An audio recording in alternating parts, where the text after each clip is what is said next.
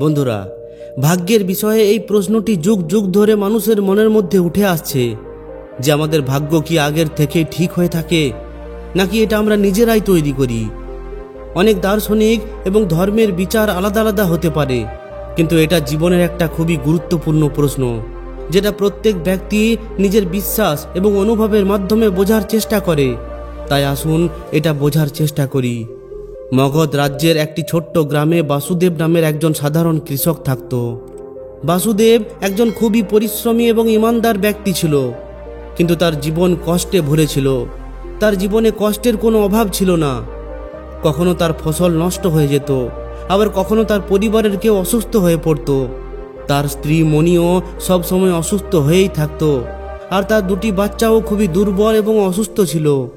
বাসুদেবের কাছে ক্ষেত জমি ছাড়া আর কোনো কিছুই ছিল না, কিন্তু কৃষিকাজ করাও এখন তার খুবই কষ্টকর হয়ে উঠেছিল। প্রত্যেক দিন সকালে উঠে বাসুদেব ওই ক্ষেতের মধ্যে যেত, খুবই পরিশ্রম করত, কিন্তু তবুও তার পরিশ্রমের ফল সে পেত না। গ্রামের লোকেরা তাকে বেশিরভাগ সময়ই এটাই বলতো যে এটা তোমার ভাগ্যে লেখা আছে, আর কেউই এটা বদলাতে পারবে না। বারবার এই শব্দ শুনে বাসুদেবের মনের মধ্যে নিরাশা ভরে উঠেছিল। সে সবসময় ভাবত যে আমার ভাগ্য কি আগের থেকে ঠিক করা আছে? আমি কি এটাকে বদলানোর জন্য কোনো কিছুই করতে পারবো না? যদি আমার জীবনে আগের থেকে এই কষ্ট লেখা আছে, তাহলে আমার এই পরিশ্রমের কি অর্থ? বাসুদেবের এই প্রশ্ন তার জীবনে একটি অনেক বড় পরিবর্তন আনতে চলেছিল। প্রত্যেক দিন রাত্রে সে যখন শুতে যেত, তখন সে ভাবত, তার মনের মধ্যে এই বিচার আসতো যে যদি তার ভাগ্য আগের থেকে লেখা আছে, তাহলে তার এই পরিশ্রমের তো কোনো মানেই নেই। তার এটা মনে হতো যে সে কোনো একটি অদৃশ্য শক্তির অধীনে আছে, যে তার জীবনকে নিয়ন্ত্রণ করছে। সে তার জীবনের দুঃখকে নিয়ে খুবই সমস্যায় ছিল, আর এটাকে বদলানোর সে কোনো উপায় খুঁজে পাচ্ছিল না। বাসুদেবের ভেতরে একটি জ্বলন্ত ইচ্ছা ছিল। তার মনের মধ্যে একটি বিচার চলছিল যে সে যেন তার জীবনের উত্তর খোঁজে। সে শুনেছিল যে ভগবান বুদ্ধ মহান জ্ঞানের স্বামী, আর তিনি এই ধরনের প্রশ্নের উত্তর দিতে পারেন। গ্রামের একজন বৃদ্ধ তাকে বলেছিল যে বুদ্ধ আজকাল তাদেরই পাশের এক জঙ্গলেই তপস্যা করছেন, আর লোকেদের তাদের জীবনের জটিল সমস্যার সমাধান দিচ্ছেন। তাই বাসুদেব তার স্ত্রী মণিকে বলে, আমি ভগবান বুদ্ধের সঙ্গে দেখা করতে চাই। আমি জানতে চাই যে আমার ভাগ্য কি আগের থেকেই ঠিক করা আছে, নাকি আমি সেটাকে বদলাতে পারি।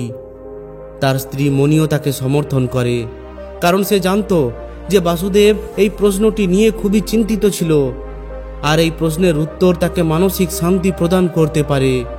পরের দিন সকালে বাসুদেব বুদ্ধের উদ্দেশ্যে যাত্রা করার জন্য নির্ণয় নিয়ে নেয়। সে তার ক্ষেত এবং পরিবারের দায়িত্ব কিছুদিনের জন্য গ্রামের একজন বিশ্বস্ত বন্ধুর ওপর ছেড়ে দেয় এবং বুদ্ধের উদ্দেশ্যে রওনা হয়ে যায়। তার যাত্রা খুবই লম্বা ও কঠিন ছিল, কিন্তু তার মনের মধ্যে এই দৃঢ় সংকল্প ছিল যে সে তার প্রশ্নের উত্তর পাবেই। বাসুদেবের এই যাত্রা সরল ছিল না। তাকে অনেক জঙ্গল, নদী, নালা পার হতে হতো। কখনো কখনো তাকে ক্ষুধার্ত অবস্থায় থাকতে হয়, আবার কখনো কখনো তাকে রাত্রে ঠান্ডায় ঘুমাতে হয়। রাস্তায় বেশ কয়েকবার ধরে এটা মনে হয় যে সে এই যাত্রাকে থামিয়ে দেবে আর বাড়ি ফিরে যাবে, কিন্তু তার মন বারবার তাকে প্রেরিত করতে থাকে যে সে তার প্রশ্নের উত্তর না নিয়ে ফিরবে না। এরপর একদিন যখন সে একটি অনেক বড় জঙ্গলের মধ্যে দিয়ে পার হচ্ছিল, তখন সে একটি বৃদ্ধ সন্ন্যাসীকে দেখতে পায়। ওই সন্ন্যাসী তাকে খাবার খাওয়ায় এবং তার সঙ্গে কিছুটা সময় কাটায়।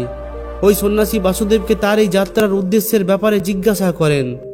তখন বাসুদেব ওই সন্ন্যাসীকে তার সমস্ত সমস্যার কথা এবং ওই প্রশ্নের ব্যাপারে জিজ্ঞাসা করে। ওই সন্ন্যাসী তার কথা শুনে বলেন, তুমি সঠিক রাস্তায় যাচ্ছ হে পুত্র, ভগবান বুদ্ধই তোমাকে এর সঠিক উত্তর দিতে পারবেন। কিন্তু মনে রাখবে, তোমার উত্তর তোমার মধ্যেই আছে। বুদ্ধ তোমাকে শুধুমাত্র রাস্তা দেখাতে পারেন। বেশ কয়েকদিন যাত্রা করার পর বাসুদেব অবশেষে মহাত্মা বুদ্ধের কাছে পৌঁছায়।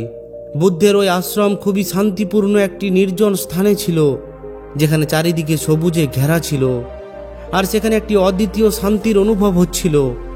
সেখানে অনেক মানুষ আগে থেকেই মজুদ ছিল, যারা বুদ্ধের উপদেশকে শুনছিলেন। অবশেষে বাসুদেব বুদ্ধের দর্শন করার সুযোগ পায়। যখনই সে বুদ্ধের কাছে পৌঁছায়, তখন তার চোখের মধ্যে একটা আলাদা চমক ছিল। মনে হচ্ছিল সে তার সমস্ত সমস্যার সমাধান পেতে চলেছে। বাসুদেব মহাত্মা বুদ্ধকে বিনম্রের সঙ্গে প্রণাম করে এবং বলে, হে ভগবান, আমি হলাম বাসুদেব। আমার সম্পূর্ণ জীবন কষ্টে ভরা। লোকেরা বলে যে এই সমস্ত কিছু আমার ভাগ্যে লেখা আছে। আমার ভাগ্য কি আগের থেকেই ঠিক করা আছে? আমি কি আমার ভাগ্যকে পরিবর্তন করার জন্য কিছুই করতে পারবো না? তখন মহাত্মা বুদ্ধ একটু শান্ত স্বরে বলেন, হে বাসুদেব, তোমার প্রশ্ন খুবই গভীর, আর এর উত্তর তোমার ভেতরেই লুকিয়ে আছে। কিন্তু আমি তোমাকে একটি কাহিনী শোনাচ্ছি, যেটা তোমার সমস্ত প্রশ্নের উত্তর দিয়ে দেবে। এরপর মহাত্মা বুদ্ধ বাসুদেবকে খুবই সরল কিন্তু গভীর অর্থের একটি কাহিনী শোনায়। তিনি বলেন, হে বাসুদেব, ধরে নাও তুমি একটি বীজ বপন করেছো। এখন ওই বীজ থেকে একটি চারা গাছ জন্মাবে। এরপর সেটা একটি অনেক বড় বৃক্ষে রূপান্তরিত হবে। কিন্তু ওই বৃক্ষ কেমন হবে এটা তার উপর নির্ভর করছে যে সে কতটা জল, কতটা সূর্য রশ্মি এবং কতটা পরিচর্যা পেয়েছে। যদি ওই বীজের মধ্যে সঠিক সময়ে জল দেওয়া হয়, তাহলে সে একটি অনেক বড় মজবুত বৃক্ষ হয়ে উঠবে। আর যদি না দেওয়া হয়, তাহলে সে শুকিয়ে যাবে। তোমার ভাগ্যও ঠিক এইভাবেই কাজ করে। তোমার পূর্ব জন্মের কর্ম হলো বীজের সমান, আর তোমার বর্তমান কর্ম হলো জল, পুষ্টি ও পরিচর্যা দেওয়ার সমান। বাসুদেব মহাত্মা বুদ্ধের এই কাহিনীটিকে খুবই ধ্যান দিয়ে শোনেন, কিন্তু সে এখনো তার নিজের প্রশ্নের সম্পূর্ণ উত্তর পায়নি। সে ভাবে যে তার কর্ম কি বাস্তবে তার ভাগ্যকে বদলাতে পারে। বাসুদেবের প্রশ্নের উত্তরকে আরো অধিক স্পষ্ট করতে গিয়ে বুদ্ধ বলেন যে ভাগ্য এবং কর্ম একে অপরের সঙ্গে সম্পর্কযুক্ত। ভাগ্য হলো সেটা যেটা তোমার পূর্ব জন্মের কর্মের পরিণাম, কিন্তু মনে রাখবে যে এটাই ধ্রুব সত্য নয়। তোমার বর্তমান কর্মও তোমার ভবিষ্যৎকে নির্মাণ করতে পারে। যদি তুমি সঠিক দিশায় কর্ম করো, তাহলে তোমার জীবনে পরিবর্তন অবশ্যই আসবে। বুদ্ধ আরও একটি উদাহরণ দেন, যে ধরে নাও তোমার কাছে একটি নৌকা আছে, আর ওই নৌকা নদীর ধারায় বয়ে চলেছে।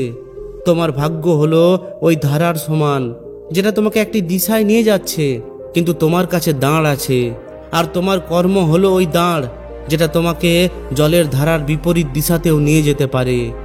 বাসুদেব এখন কিছুটা বুঝে গিয়েছিল যে কর্ম, ভাগ্য কিভাবে একে অপরের সঙ্গে সম্পর্কযুক্ত, কিন্তু তার মনের মধ্যে এখন আরও একটি প্রশ্ন উঠছিল।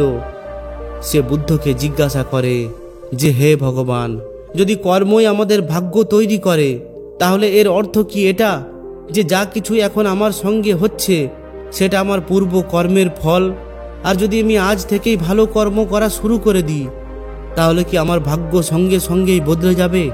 মহাত্মা বুদ্ধ একটু হাসেন এবং উত্তর দেন যে, হে বাসুদেব, এটা গুরুত্বপূর্ণ যে তুমি বর্তমানের গুরুত্বকে বোঝো। তোমার বর্তমানের কর্ম তোমার ভবিষ্যৎ তৈরি করে, কিন্তু এই প্রক্রিয়া ধীরে ধীরে হয়ে থাকে। যেমন একটি বীজ থেকে বৃক্ষ তৈরি হতে সময় লাগে। তোমার পেছনের কর্মের পরিণামকে বদলানোর জন্য ধৈর্য এবং নিরন্তরতার দরকার। তুমি এটা ভাববে না যে তোমার জীবনে পরিবর্তন সঙ্গে সঙ্গে চলে আসবে। সঠিক কর্ম করার ফলে জীবনের দিশা অবশ্যই বদলায়, কিন্তু তার ফল ধীরে ধীরে আসে। এরপর মহাত্মা বুদ্ধ আরও একটি কাহিনী শোনান। তিনি বলেন যে একজন কৃষক নিজের জমিতে বীজ বপন করে। প্রথম বছর বৃষ্টি না হওয়ার কারণে ফসল ফলে না। এতে ওই কৃষক খুবই নিরাশ হয়ে পড়ে, আর সে ভাবে যে তার ভাগ্য খুবই খারাপ। কিন্তু সে হার মানে না। পরের বছর সে আবার বীজ বপন করে, আর এবার বৃষ্টি সঠিক সময়ে হয়। তার কঠোর পরিশ্রম কাজে আসে, আর সে খুবই ভালো ফসল উৎপন্ন করে। কৃষকের এই অনুভব আমাদেরকে বোঝায় যে ক্রমাগত কর্ম করে চলা উচিত, যতই তার ফল সঙ্গে সঙ্গে না পাওয়া যাক। বাসুদেবের মনের মধ্যে এখনও একটি প্রশ্ন ঘুরপাক খেতে থাকে, যে অতীতের কর্মকে কি সম্পূর্ণভাবে বদলানো যেতে পারে, নাকি আমাদের শুধুমাত্র বর্তমান এবং ভবিষ্যতের উপর ধ্যান কেন্দ্রিত করা উচিত? মহাত্মা বুদ্ধ একটু গভীর দীর্ঘশ্বাস ফেলেন এবং বলেন, হে বাসুদেব, অতীতকে পরিবর্তন করা সম্ভব নয়। যেটা হবার সেটা হয়ে গেছে, কিন্তু অতীতকে স্বীকার করেই তুমি বর্তমানকে সঠিক দিশায় নিয়ে যেতে পারো। তোমার বর্তমান কর্মই তোমার ভবিষ্যৎকে নির্মাণ করতে পারে। যদি তুমি অতীতকে ছেড়ে বর্তমানে ধ্যান কেন্দ্রিত করো, তাহলে তোমার জীবন ধীরে ধীরে বদলাতে শুরু করবে। বুদ্ধ এটাও বলেন যে অতীতের বোঝা তুলে তুমি এগিয়ে যেতে পারবে না, তাকে স্বীকার করো, তাকে বোঝো এবং এগিয়ে যাও। নিজের বর্তমানকে ভালো কর্মের মাধ্যমে ভরে তোলো, দেখবে ভবিষ্যৎ তোমার হবে। বুদ্ধ বাসুদেবকে আরও একটি উদাহরণ দেন। এক সময় এক রাজা নিজের রাজ্যে খুবই খুশিতে জীবন কাটাচ্ছিল, কিন্তু একদিন সে জানতে পারে যে তার রাজ্যে এক গরিব ব্রাহ্মণ আছে। সে খুবই কষ্টে জীবন কাটাচ্ছে। রাজা তাকে নিজের দরবারে ডেকে পাঠান এবং তাকে জিজ্ঞাসা করেন যে তুমি এত কষ্টে কেন আছো? ব্রাহ্মণ উত্তর দেন, হে রাজা, এটা হলো আমার ভাগ্যের খেলা। আমি যতই পরিশ্রম করি, আমার দারিদ্রতা আমাকে এর থেকে বাইরে বের হতে দেয় না। তখন রাজা একটু হেসে বলেন, তোমার ভাগ্য তোমার পূর্ব জন্মের কর্মের পরিণাম হতে পারে, কিন্তু তোমার ভবিষ্যতের নির্মাণ তোমার বর্তমানের কর্মের মাধ্যমে হবে। যদি তুমি আজ থেকে সঠিক দিশায় কর্ম করো, তাহলে তোমার ভবিষ্যৎ অবশ্যই বদলে যাবে।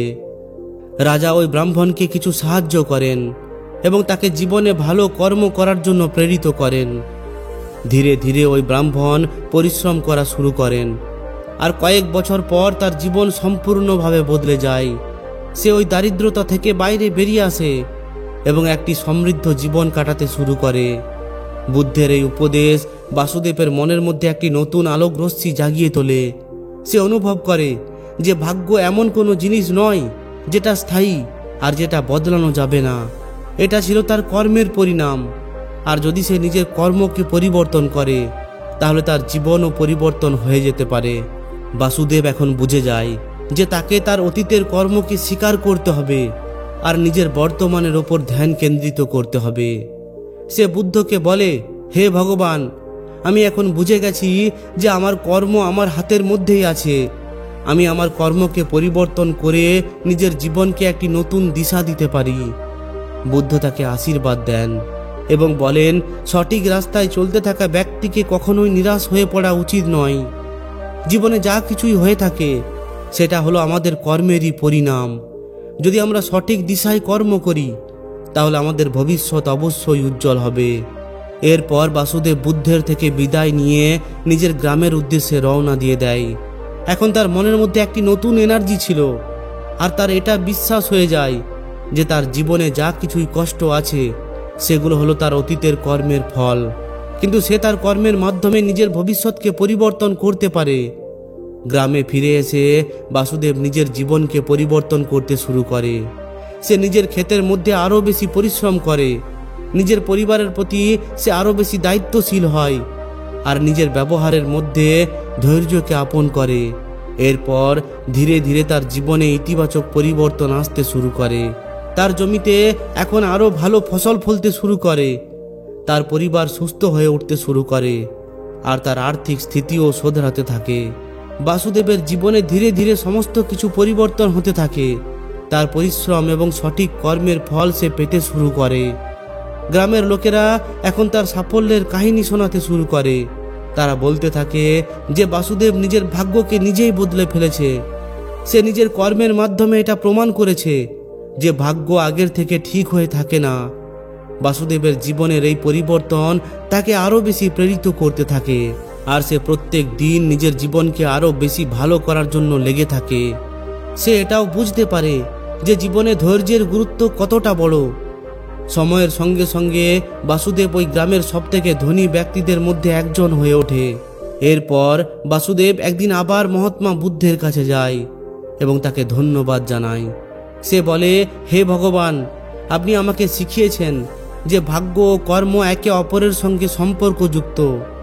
আপনি আমাদেরকে দেখিয়েছেন যে যদি আমি সঠিক দিশাতে কর্ম করি, তাহলে আমাদের ভবিষ্যৎ বদলে যেতে পারে। আমি এখন বুঝে গেছি যে ভাগ্য কোনো একটা স্থায়ী জিনিস নয়, আর আমাদের নিজের কর্মের উপর ধ্যান দেওয়া উচিত। তখন মহাত্মা বুদ্ধ একটু হেসে উত্তর দেন, হে বাসুদেব, তুমি এখন বুঝে গেছো যে আমাদের জীবনের সমস্ত খেলা হলো কর্মের। ভাগ্যের খেলা হলো আমাদের পিছনের কর্মের পরিণাম, কিন্তু আমাদের বর্তমানের কর্মই আমাদের ভবিষ্যৎকে ঠিক করবে। জীবনে কখনোই নিরাশ হয়ে পড়বে না, কারণ তোমার কর্মই হলো তোমার সবথেকে বড় সঙ্গী। বাসুদেব এখন সম্পূর্ণভাবে আত্মনির্ভর এবং আত্মবিশ্বাসী হয়ে ওঠে। সে বুঝে যায় যে জীবনে কোনো জিনিসই স্থায়ী হয় না, আর আমাদের কর্মই আমাদের ভবিষ্যতের দিকে নিয়ে যায়। সে মহাত্মা বুদ্ধের শেখানো উপদেশগুলিকে নিজের জীবনে লাগু করে আর নিজের জীবনের সুখ ও শান্তিকে অনুভব করে। এই কাহিনীটির তাৎপর্য হলো এটাই যে আমাদের ভাগ্য কখনোই আগের থেকে ঠিক হয়ে থাকে না। আমাদের কর্মই আমাদের ভবিষ্যৎকে নির্মাণ করে। আর যদি আমরা সঠিক দিশায় কর্ম করি তাহলে আমরা নিজেদের জীবনে সুখ ও সমৃদ্ধি প্রাপ্ত করতে পারি। তাই জীবনে কখনোই হার মেনে নেবেন না। আপনার কর্মই আপনার ভাগ্যকে পরিবর্তন করতে পারে।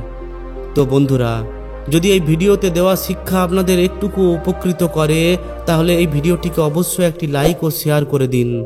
আর যদি এই ধরনেরই আরও শিক্ষামূলক ভিডিও পেতে চান তাহলে আমাদের এই চ্যানেলটিকে অবশ্যই সাবস্ক্রাইব করে নিন। ধন্যবাদ।